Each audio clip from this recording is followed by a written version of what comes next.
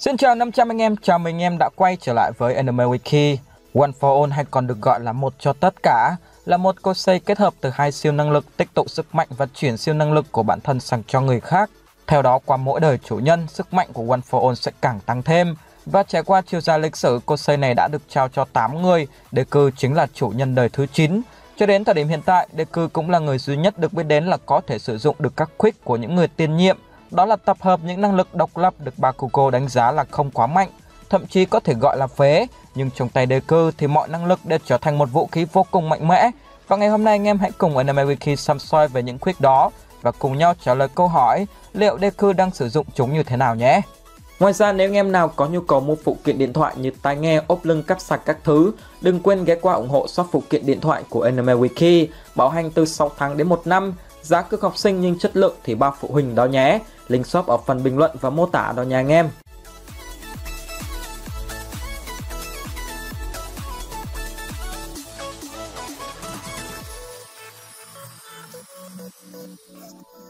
One for All bắt nguồn từ Yoshi Shigaraki, chủ nhân đầu tiên và cũng là em trai của All for One. Ban đầu Yoshi được cho là một kẻ vô năng, nhưng thực chất anh sở hữu quick có khả năng chuyển giao sức mạnh sang cho người khác. Trái ngược với tính cách độc ác của anh trai mình, Yoshi là một người có lý tưởng mạnh mẽ về công lý và anh cũng luôn chống lại những hành động của All for One. Sau nhiều lần thuyết phục Yoshi gia nhập không thành công, All for One đã bắt giam để rồi truyền cho Yoshi một quick có khả năng tích trữ sức mạnh. Siêu năng lực này sau đó đã kết hợp với quick vốn có của Yoshi để tạo ra One for All. Nguyên nhân chết của Yoshi vẫn chưa được tiết lộ. Anh trông có vẻ ốm yếu và thường có những cơn ho, thế nên rất có thể đệ nhất đã tử nạn vì bạo bệnh. Chủ nhân đời thứ hai của One for All vẫn chưa được tiết lộ tên tuổi, chỉ biết rằng anh ta từng sống cùng thời với Yoshi và có ngoại hình khá giống với Bakugo Katsuki. Màu tóc có phần tối hơn và có một vết sẹo lớn trên mặt. Sinh ra trong thời đại hỗn loạn và cũng là lúc All for One đang ở giai đoạn phá làng phá xóm đỉnh cao nhất, đệ nhị đã lãnh đạo một nhóm người để chiến đấu và tìm mọi cách tiêu diệt All for One. Cũng vì thế đối với anh trên chiến trường, thắng là sống và thua là bại. Nó cũng có phần khá giống với tính cách của Bakugo phải không nào?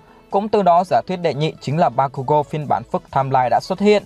Quay trở lại với đệ nhị, ở thời kỳ sơ khai khi siêu năng lực mới ra đời, những trang thiết bị để khai thác tiềm năng của nó vẫn còn hạn chế. Nhưng đệ nhị đã sử dụng một chiếc găng ở cánh tay trái để tấn công. Quick của anh cũng thích hợp cho cả cận chiến và tấn công từ xa. Ở một góc độ nào đó thì khá giống với Quick của Bakugo. Kết hợp điều này với ngoại hình của anh, tôi đặt ra giả thuyết rằng Quick của đệ nhị cũng là một dạng phát nổ hoặc liên quan đến lửa.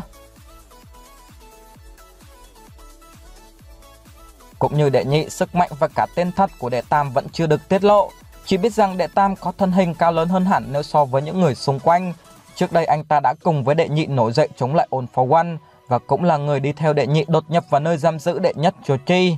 Hiện nay sức mạnh của đệ tam vẫn còn là một ẩn số, anh ta cũng không có thiết bị hỗ trợ nào. Tuy nhiên dựa vào cách xây dựng ngoại hình to lớn, tôi nghĩ rằng đệ tam rất có thể sở hữu một năng lực liên quan đến cường hóa thể chất. Nó giống với quick hóa cứng của Kirishima ấy anh em ạ. Cơ sở của giả thuyết này là rất nhiều lần tiên sinh Horikoshi ẩn ý một chân lý rằng ăn gì cũng không bằng ăn trộm, mà học gì cũng không bằng học lỏm. Khi nhờ những người bạn của mình mà Deku dần hoàn thiện One for All. Thông qua Lida, cậu đã sáng tạo được Shoot Style, một cước đá bay mọi đối thủ và tăng khả năng vận động ở đôi chân. Với Ochako, Deku đã học được cách điều khiển và quen với Quick Flash trong một thời gian ngắn. Hay nhờ Chuyu và Chero mà Deku đã tạo ra nhiều chiêu thức mới từ Black Whip, ví dụ như phóng ra tua đen từ miệng. Với Smoke Screen, Quick này đã giúp cho Deku ngụy trang như đang tăng hình và có thể đột kích kẻ thù. Và điều đó khiến tớ liên tưởng đến quick của cô nàng tăng hình Hagakure. Và đặc biệt là Mirio, đàn anh đã tẩn cho Deku một trận khi cậu không thể xác định được vị trí của anh ta. Và nếu như giả thuyết quick của đệ nhị có khả năng phát nổ giống với Bakugo, thì quick của đệ tam sẽ vô cùng hợp lý khi giống với Kishirima. Bởi vì trong các quick hiện tại, Deku chỉ thiên về tấn công và chạy trốn chứ chưa có một quick nào phù hợp để cậu phòng thủ và bảo vệ lấy cơ thể mình. Chủ nhân đời thứ tư của One for All là Hikage Shinomori. Cũng giống như những tiền nhiệm khác, Hikage luôn cháy bỏng khao khát tiêu diệt All for One. Thế nhưng khi nhận ra bản thân không đủ khả năng để làm được điều đó, thì anh đã dốc toàn lực để núp lùm, lôi vào chốn rừng sâu nước độc để tập luyện nhằm tăng cường sức mạnh cho One for All, để hy vọng rằng đời sau có thể hoàn thành được mục tiêu. Đệ tứ cũng được biết đến là người sở hữu One for All lâu thứ hai sau Armai với con số là 18 năm. Tuy vậy vì chứa quá nhiều quick đã khiến cơ thể anh trở nên quá tải. Và ở cuối đời, khuôn mặt đệ tứ đã xuất hiện 2 vết sẹo chạy dài. Nó chính là dấu hiệu của việc cơ thể đã vượt quá giới hạn chịu đựng. Có lẽ đây cũng chính là nguyên nhân khiến chủ nhân đời thứ 4 của One for All hy sinh. Đệ tứ sở hữu Danger Sense, cảm nhận nguy hiểm, là một quick hỗ trợ chiến đấu cực kỳ lợi hại. Năng lực này cho phép người sở hữu có thể cảm nhận được khi kẻ thù sắp tấn công, từ đó giúp giảm tỷ lệ rơi vào một cuộc phục kích hay thậm chí là một cuộc chiến. Quick này rất hữu ích ở trong các chiến trường phức tạp hoặc đô thị, nơi những kẻ phản diện hay quái vật như Nomu có thể lẩn trốn. Với khả năng này, Deku có thể đề phòng các cuộc tấn công bất ngờ của kẻ địch, nhưng nó cũng mang lại những cơn đau đầu như khi Deku từng phải chịu đựng trong lần đầu tiên phát hiện ra Danger Sense.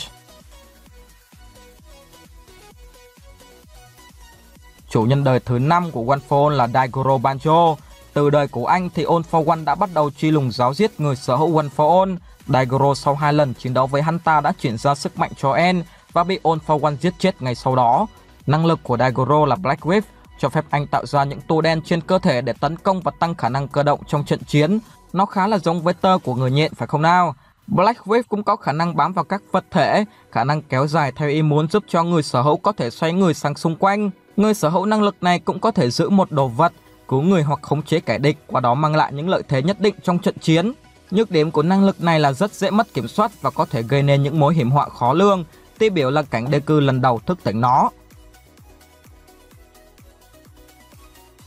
Chủ nhân đời thứ 6 của One for All là En. Sau khi bị thương và mắc kẹt dưới một đống đổ nát, Daigoro đã đưa bàn tay của mình về phía En để anh có được One for All. Cũng giống như Daigoro, All for One dù đã cố gắng cướp One for All từ En 2 lần nhưng đều thất bại. Sau cùng khi gặp được Nana Shimura, En đã đưa cho Nana ít tóc của mình và chuyển giao ngọn đuốc sang cho cô.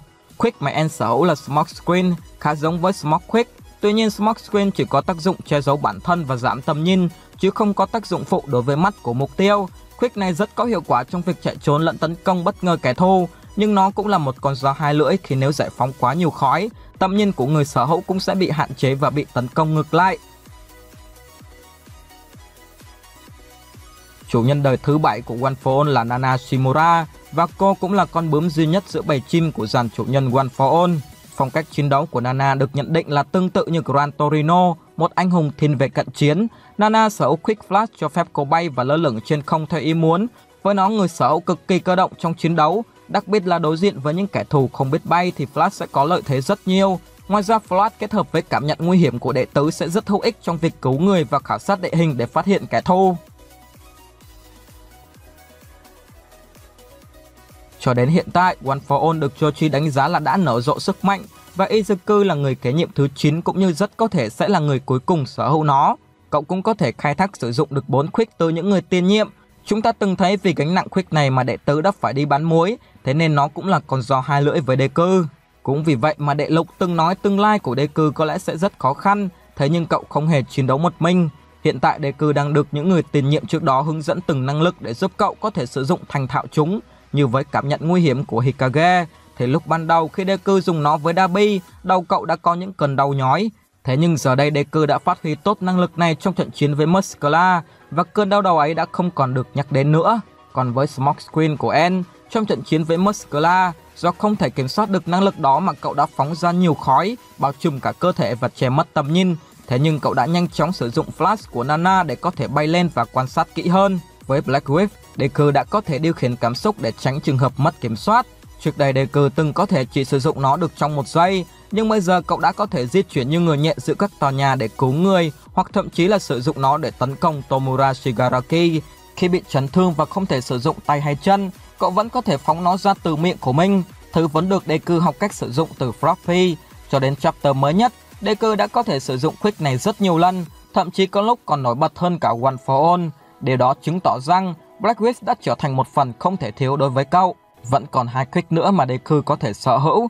Liệu rằng khi có được toàn bộ năng lực và sử dụng được 100% sức mạnh của One for All thì cậu có thể đánh bại Tomura Shigaraki hay không? Rất có thể Deku sẽ chiến thắng, nhưng khoảng cách giữa hiện tại và mục tiêu ấy vẫn còn rất xa. Như chủ nhân thứ 6 của One for All đã nói, những năng lực của người tiền nhiệm sẽ không giúp cậu thành công trong các cuộc chiến, mà đó chỉ là công cụ. Deku phải học cách sử dụng nó vào đúng thời điểm. Bất kỳ chủ nhân của One for All nào đều có thể tiếp tục bổ sung sức mạnh và giải phóng năng lượng để tạo thành các đòn smash đáng kinh ngạc. Chúng ta có thể thấy Armai cuối cùng đã hạ gục All for One, và một ngày nào đó khi có thể kiểm soát được tốt hơn sức mạnh của One for All, cũng như sở hữu được tất cả các quick. Deku có thể làm điều tương tự với Tomura Shigaraki, và đó cũng là những suy nghĩ của tớ về tất tần tật các quick của những người tiền nhiệm One for All, cũng như những trở ngại Deku phải đối mặt khi hoàn thiện những sức mạnh đó. Theo anh em, đâu mới là quick bá nhất trong tất cả những năng lực này? Hãy để lại ý kiến của mình bên dưới phần bình luận nhé. Còn bây giờ thì xin chào và hẹn gặp lại anh em trong những video sau của Anime Wiki.